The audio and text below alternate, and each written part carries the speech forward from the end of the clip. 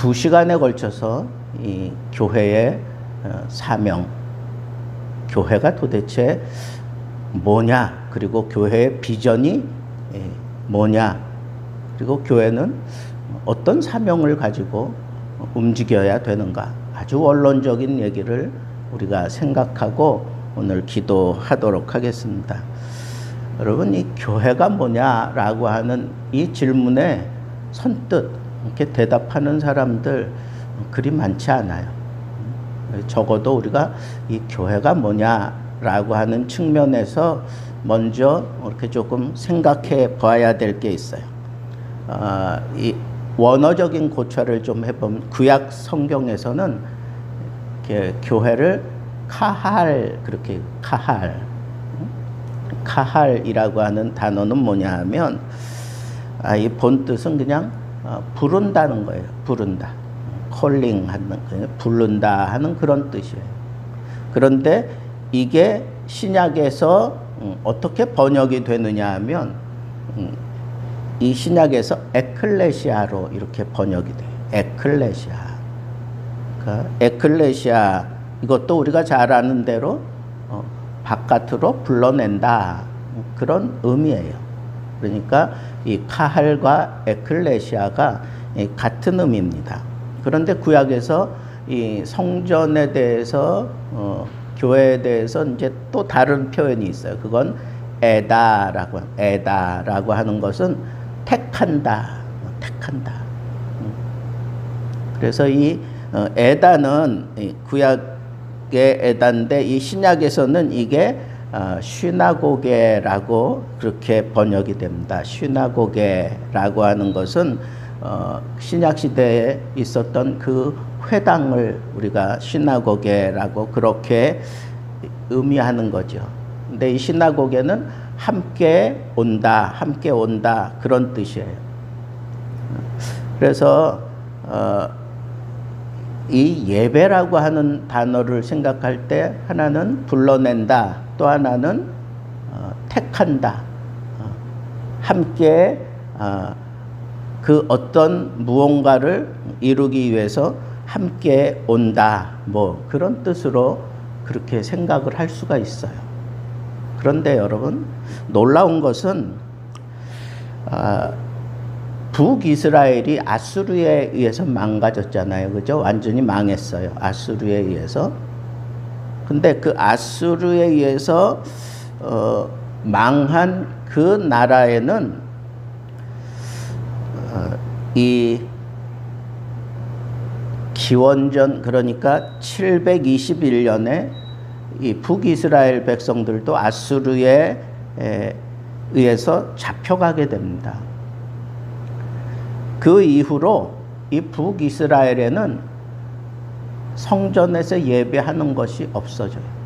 성전에서 예배하는 게 아예 없어집니다. 반면에 바벨론에 의해서 남왕국이 망하잖아요. 그리고 포로로 잡혀가서 70년 동안 포로 생활을 합니다. 그런데 그 남왕국에는 그 포로 생활 기간 동안에도 거기서 이 시나고게, 그러니까 그 모임이 있었다는 거, 회당에서 예배를 드렸다는 거.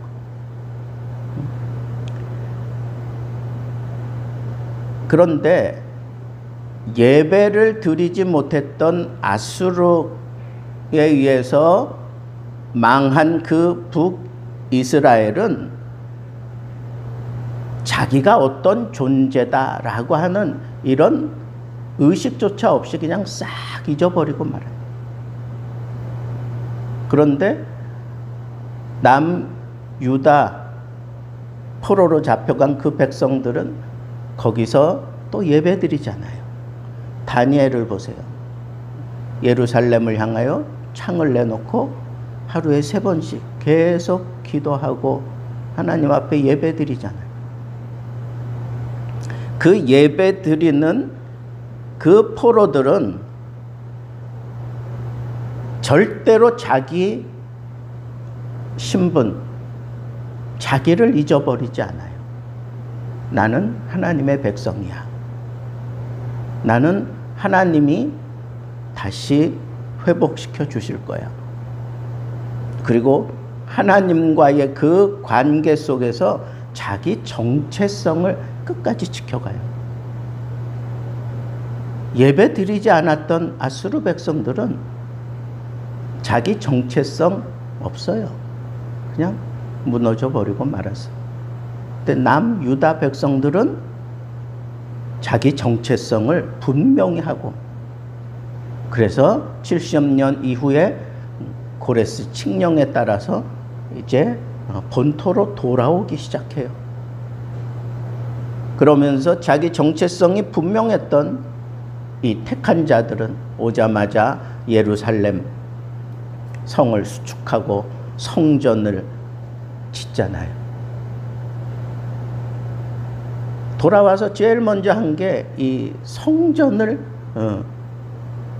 지으려고 성전에 모이고, 그래서 느헤미야도 이 성벽을 다시 쌓고, 에스라를 비롯한 학계 이런 스룹바벨 이런 사람들은 성전을 다시 짓잖아요. 무너져버린 그 성전을 다시 짓잖아요.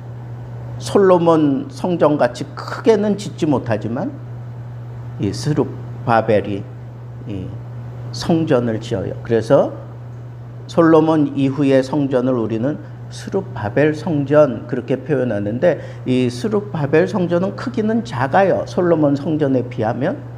그런데 영적인 의미는 아주 깊어요. 스룹바벨 성전이 가지고 있는 영적인 의미가.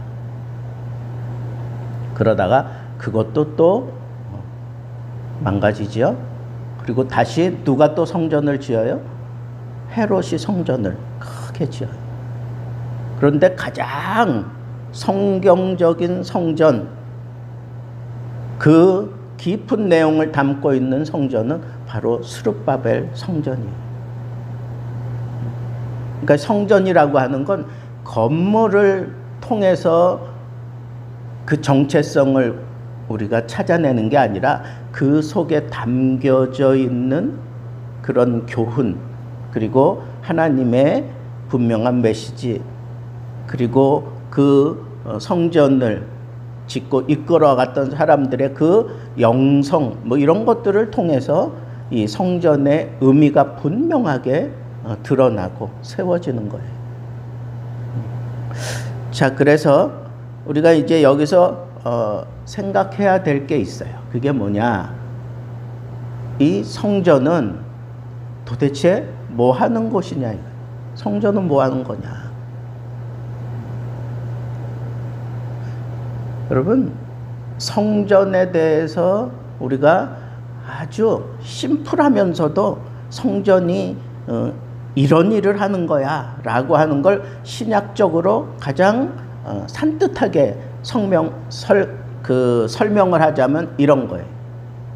성전이 뭐냐? 성전이 하는 일이 뭐냐? 그건 모이는 거예요. 모이는 거예요. 그런데 어떤 자들이 모이는 거냐?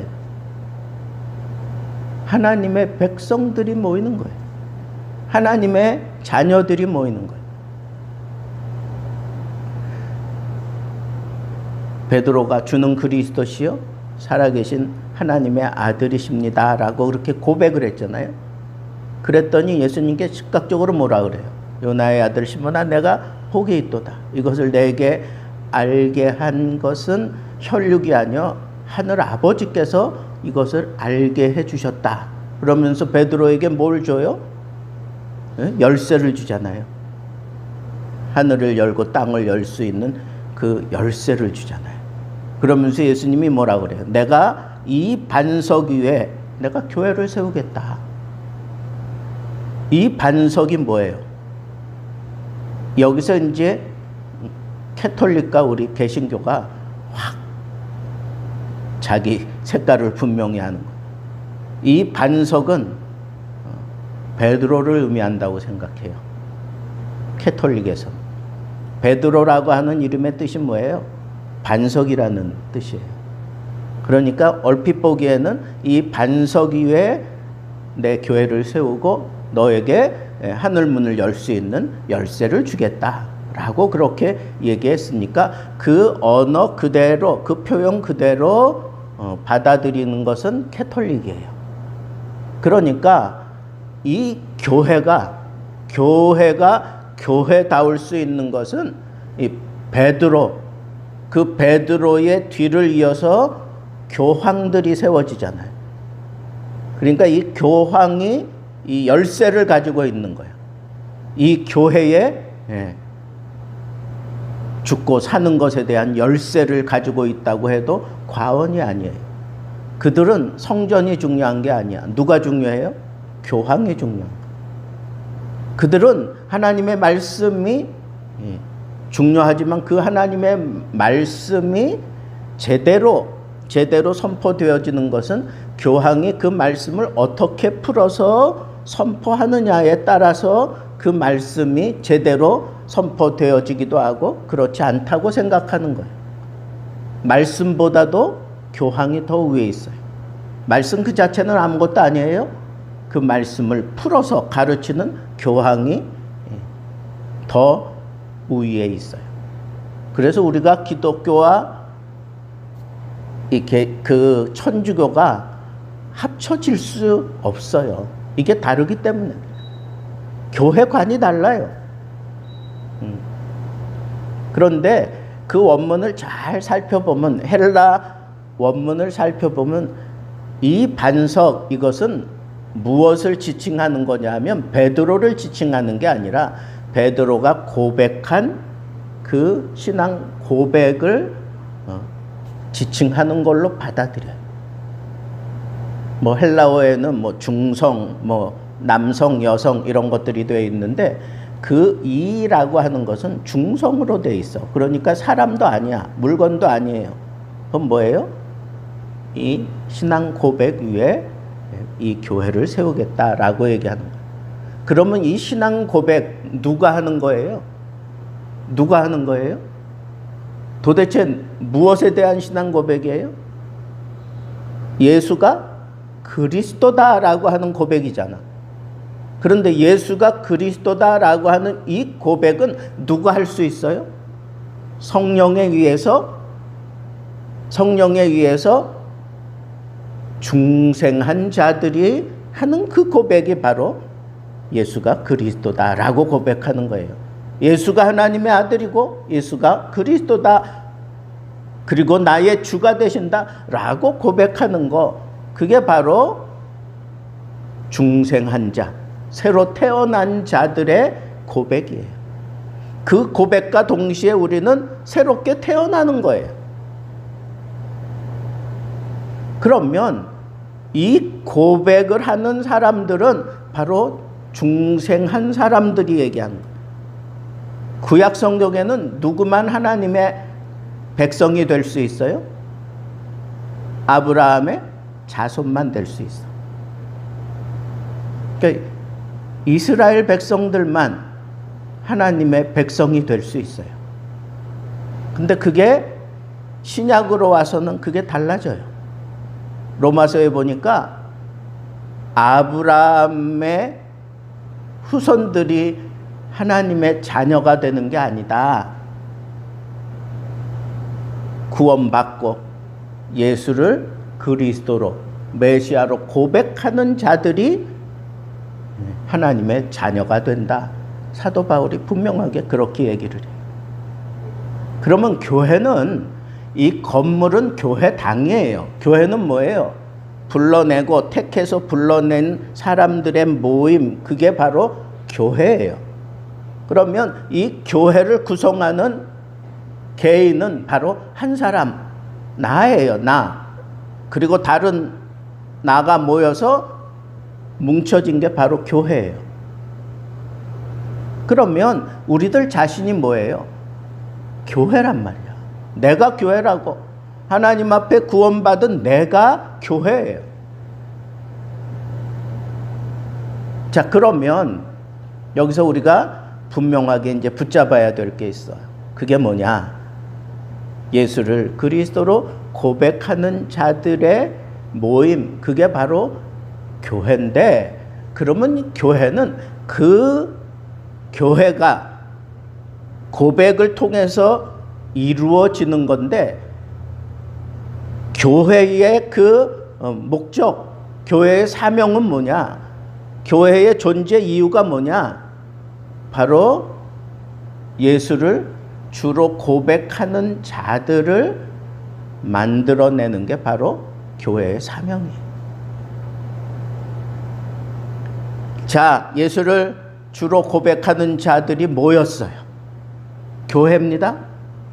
개인적으로도 교회고 그 모임도 교회예요.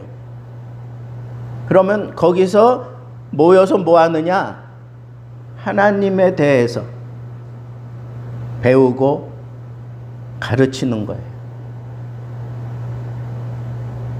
교회에는 사도 바울이 세 부류가 있어요. 첫째는 이제 갓 태어난 갓난아이가 있어요.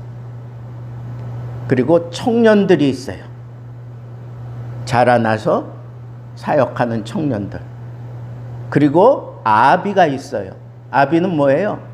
청년이 되도록 계속해서 가르치는 사람들이에요. 자, 그래서 갓난아이가 청년이 되어가면서 계속 가르침을 받았어요. 무슨 가르침을 받았어요? 하나님에 대해서, 예수님에 대해서, 성경에 대해서, 복음에 대해서, 그리고 내가 하나님 앞에 어떻게 살아야 되는지, 이런 사명에 대해서 다 배웠어요. 근데 그 배움 속에는 항상 누가 계셔요? 예수 그리스도가 계셔. 그러면 예수 그리스도가 이 땅에 계시면서 제자들을 모으고, 그리고 마지막 승천하시면서 이 제자들을 훈련받은 제자들에게 마지막 당부가 뭐예요? 그러므로 너희는 가서 모든 족속으로 제자를 삼아 아버지, 아들과 성령의 이름으로 세례를 베풀고 내가 너희에게 분부한 모든 것을 가르쳐 지키게 하라. 이게 제자들에게 주어진 사명이에요. 그 제자들은 저마다 뭐예요? 교회예요. 그러니까 교회의 사명이 뭐예요? 예수를 가르치고 예수를 전파하고 예수를 전하는 것. 교회의 사명이 뭐냐? 예수 그리스도를 잘 받아들이고 고백하고 난 이후에 그 갓난 아이가 말씀을 통해서 잘 자라나서 청년 때가 되어지면 그때는 뭐 해야 돼요? 적극적으로 나가서 복음을 전하는 거예요. 적극적으로 나가서 복음을 전해요. 그래서 그 사람들을 또 다른 교회로 만드는 거예요. 예수 그리스도를 고백하는 그 순간 그 사람은 교회예요.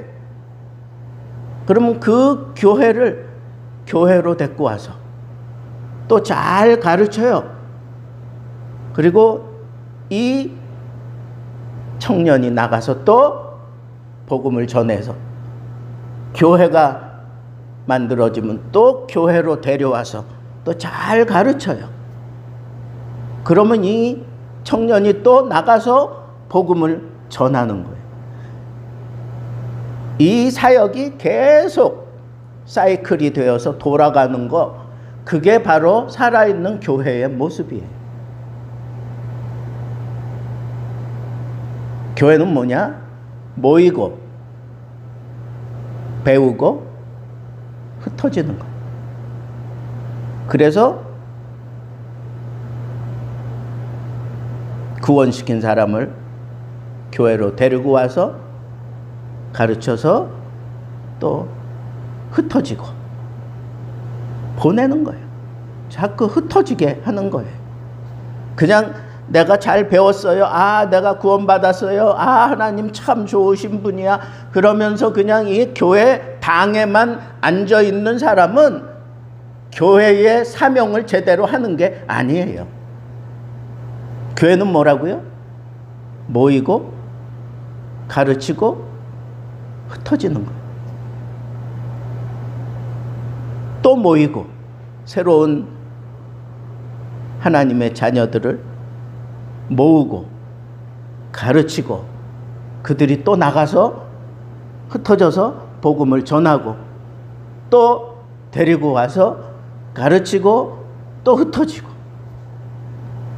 이게 아름다운 교회의 모습이에요. 살아있는 교회의 모습이에요.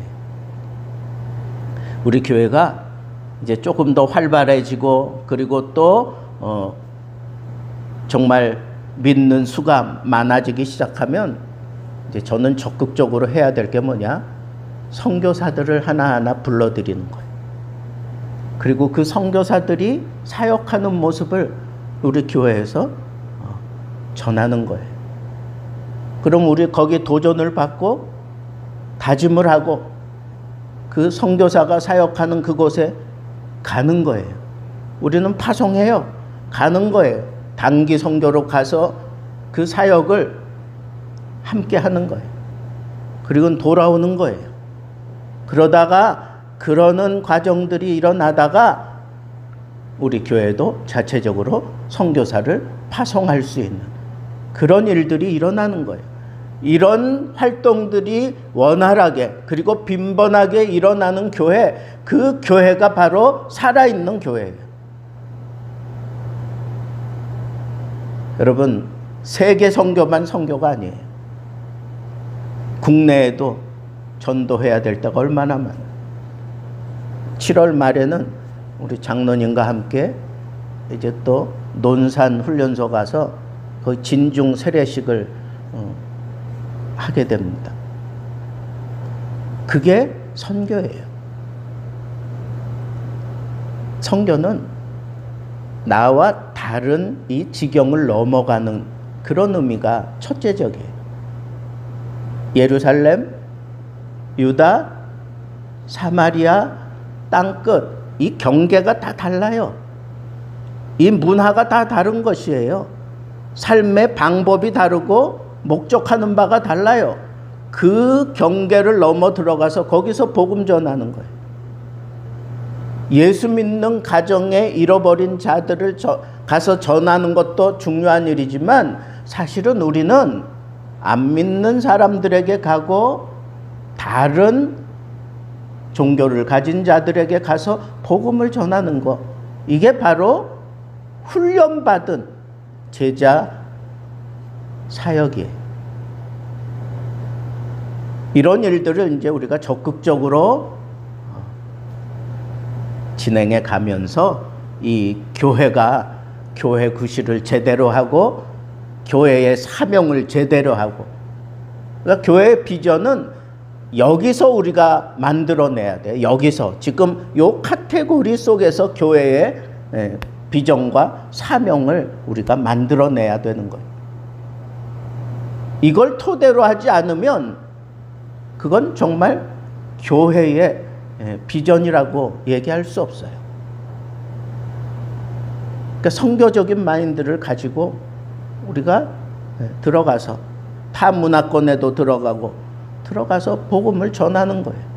이런 일들이 우리 교회가 이런 것들을 많이 만들어내야 돼요. 오늘 저는 이렇게 뒤지다가 우리 기독교인들이 제사 드리면 안 됩니까? 뭐 이런 거에 대해서 이렇게 도전을 받고 뭐 질문을 받은, 그래서 그걸 이제 명쾌하게 풀어내는 그런 교수, 목사님들 그런 것들을 쭉 보게 됐는데 거기 대동소이해요. 그게 뭐냐? 무조건 안 된다 그러면 안 되고 두 가지 측면에서 우리가 접근해야 된다. 하나는 선교적인 측면이다. 선교적인 측면에서 안 믿는 사람들이 지금도 여전히 제사를 드려요. 그런 사람들을 교회에서 막 나무랄 것이 아니라 선교적인 측면에서 그네들을 이해하고 받아줘야 된다는 거예요. 바울이 아테네에서 설교했잖아요. 근데 거기 뭐라고 설교했느냐면, 야, 니네는 지금 뭐 이 집집마다 이 걸어가는 이 거리마다 다 신들이 있다, 신들. 그런데 웃기는 게 알지 못하는 신에게라고 하는 팻말을 본 거예요, 바울이. 그래, 너희들이 알지 못하는 그 신을 내가 얘기할게. 그러면서 그네들을 수용하는 말을 먼저 던져요. 그 수용하는 말이 뭐예요? 야, 아테네 사람들아, 너희는 참 범사에 종교성이 탁월하구나. 그걸 인정해 주는 거예요. 그러면서 그런 설명을 하면서 바울이 이 선교적인 측면에서 그 이방인들에게 접근했던 것처럼 우리도 그래야 된다 이거야. 제사하는 게 뭐가 나쁜 거냐? 효라고 하는 측면에서 세상 사람들이 잣대를 가지고 기독교를 판단하지 못하도록 우리가 효를 다하는 것 중요하다. 그러나 이게 성경에는 분명히 하나님께서는 나 외에 다른 신, 그리고 하나님과 다른 신을 겸하여 섬길 수 없다라고 하는 사도 바울의 분명한 메시지를 가지고 그 사람들을 설득시키고 설득할 때까지는 이 사람들을 선교적인 그런 마인드로 우리가 품어줘야 된다는 거예요. 그리고 스스로 깨닫고 변화되어지면 이 사람들이 자동으로 그걸 정리하게 된다는 거예요. 여러분, 우리나라가 지금 이런 갈등이 얼마나 많아요. 그죠? 우리나라가 갈등이 많아요. 우리나라가 급작스럽게 막 이렇게 부흥하는데에도 아주 혁혁한 공로를 가지고 있는 것 가운데 하나가 뭐냐면 우리나라 백성들은 이 천지신명을 그냥 모든 백성들이 다 하늘을 우러러 보며 살았다는 거예요. 그게 그냥 모든 백성들 마음속에 그 삶 속에 그냥 그대로 다. 그래서 우리는 뭐 소중한 일이 있거나 아들이 뭐 큰 벼슬을 따기 위해서 어머니들이 새벽에 정한수 떠놓고 밤낮 빌잖아. 그게 그냥 자연스러운 거잖아. 그래서 세계에는 없는 우리나라에만 있는 이 새벽 예배를 막 만들어갈 때 이 한국 백성들이 그걸 아무런 그 거리낌 없이 받아들였다는 거예요. 그러면서 영성적인 측면에 우리 한국 교회가 이 기독교와 부딪혀 깨지면서 이렇게 갑작스럽게 기독교 역사상 우리나라 같은 그런 나라는 없어요. 그게 다 밑바닥에 깔려있는 그런 것들이 토대가 되어서 형성되었다는 거예요. 그러니까 그런 것들을 우리가 선교적인 측면에서 잘 이해를 하고 그리고 그 안에서 하나님과 다른 신을 겸하여 섬기지 못한다. 그리고 정말 하나님을 사랑하게 되면 하나님만 사랑하게 된다. 그리고 하나님만 사랑하지 못하는 건 다 우상에 속한다. 이런 것들을 그 다음에 가르쳐야 된다는 거예요. 여러분, 이런 것들을 우리가 교회에서 잘 가르쳐야 돼요. 교회에서 이런 씨름을 해야 된다고. 이런 씨름을 젊은이들이 모여서 이런 씨름을 해야 되는 거예요. 그 똑똑한 머리 가지고 뭐 하겠어요? 어떻게 하면 이 성경적인 시각을 가지고 우리가 이 시대에 이 어려움 속에 있는 이런 사람들에게 어떻게 접근하고 그네들에게 복음을 전할 것인가, 이런 고민을 하고 이런 씨름을 할 때 하나님이 그 사람을 붙잡아요. 그 청년을 붙잡고 사용하는 거예요. 저는 우리 교회가 이 젊은이들이 많이 일어나서 이런 고민을 하고 막 그냥 하나님 앞에 매달리고 그러면서 교회가 교회 구실 제대로 할 수 있는, 그래서 교회의 사명을 분명히 하고 이 교회의 분명한 가치관을 가지고 비전을 가지고 이 말세지 말에 꼭 붙들려 쓰임받는 교회가 될 줄로 믿습니다. 자, 오늘 우리 기도하겠습니다. 오늘 이 말씀 붙들고 여러분, 내가 교회